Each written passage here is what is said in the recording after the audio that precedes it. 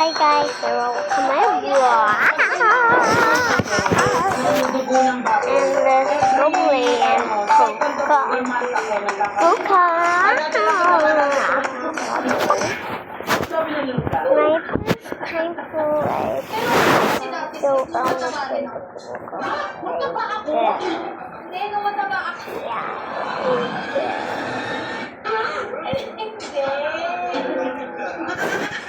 Hindi ka niya matignan kasi sabi niya, oo nga. Hindi ako kasi, kaya hindi ako makapag-react ako mga dinudok. Kasi May pang-answer na yung kakain ng sis. kaya nga inaalis ko na huwag pakis-pakis ko.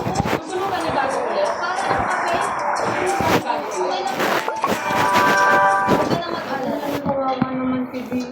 Dati, alam mo ba sa buong buhay ko, sister, paano na simula bata ako, elementary hanggang high school, di ba ba nabubuhay? Oo, hindi ba nga kumain pa ako sa CR? Kinain ko yung ano din. Naglilinis. Hindi ko alam kung ano totoo na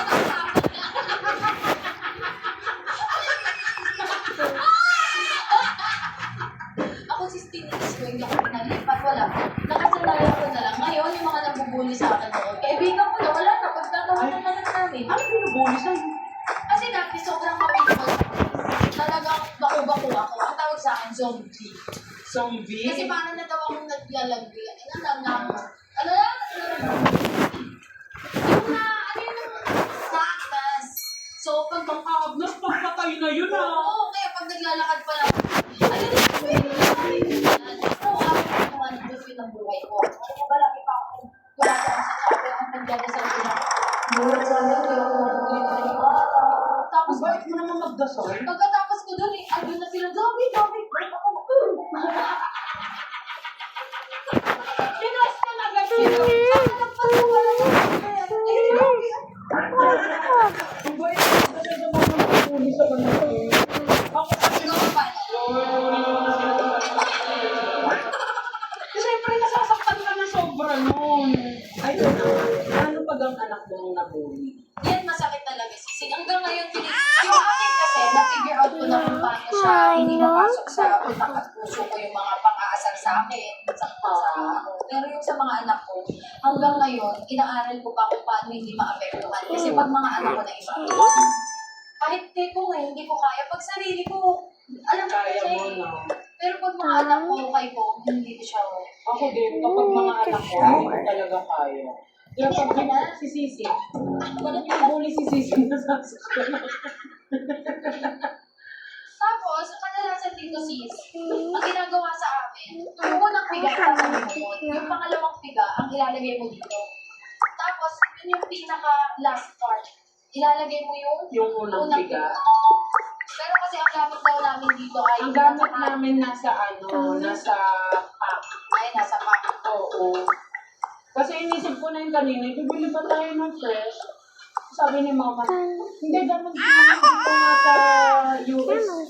Wala namang unang gata eh. Ganun lang din. Sabi ko, pag di sumarap to, kasi siya ko na. After, ilalagay ko na ang gata. Paano mo malalamang makati yung laking pagtikim mo pa lang?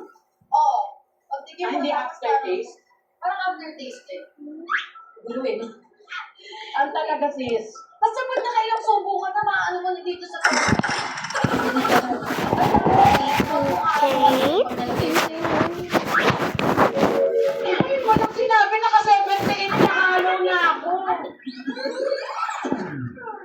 Lagi kasi natin usapan, hindi ko na nabansin. So yan, Makati yan.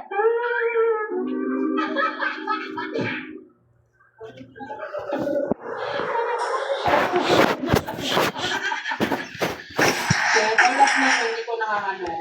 Hindi na ba yung mababago? Ay, hindi pinapagdating sa COVID. Tsaka huwag ko na kaya masyado balik. Ay, i-incorporate ko lang yung data. Ikaw ba, nag-aral ka talaga magluto? Sis, ang course ko nung college, culinary. Tapos 8 years ako nag-aral. Tapos 8? Tapos sasabihin mo, di ka marunong maglaing, niluloko. Kasi French cuisine yung inano namin doon, hindi Filipino. So, ano yung mga alam mong luto? Sa French. Oh, yes. Kapag kasi sa siya to eh. Ano? French fries. Sobrang perfect ko mag-French fries eh.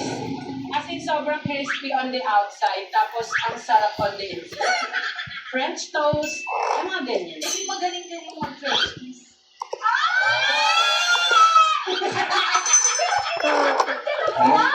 Kasi Kaya may lang alam ng mama ko virgin. virgin ka ba? Oo, sis. Pati mo. Kasi sis yung mga salita lang. Na-focus doon. Akala nila, napasok nila, pinututok sila dun sa ita. There's no sound. They cannot make me So, nakakaikiklaim kong virgin. Ikaw sis virgin ka. Normal delivery ka ba sis? CS. CS ako kay Ilan tsaka ito. Ang mama ko din. Sabi na, hindi ako nagtaka. CS, kayo, ilan kayo magkapatid? CS lahat sa dalawa. Hindi, yung dalawa lang. Ako, kinain si mama. Tinotapsi siya. Para mailabas lang ako. Hindi mo nakabata ka sa Pero pumayat ako. Yung mga 7 ako, kung mapayat ako nun, tapos tumaba na lang ulit ako ng 7 and a half. 1, 2,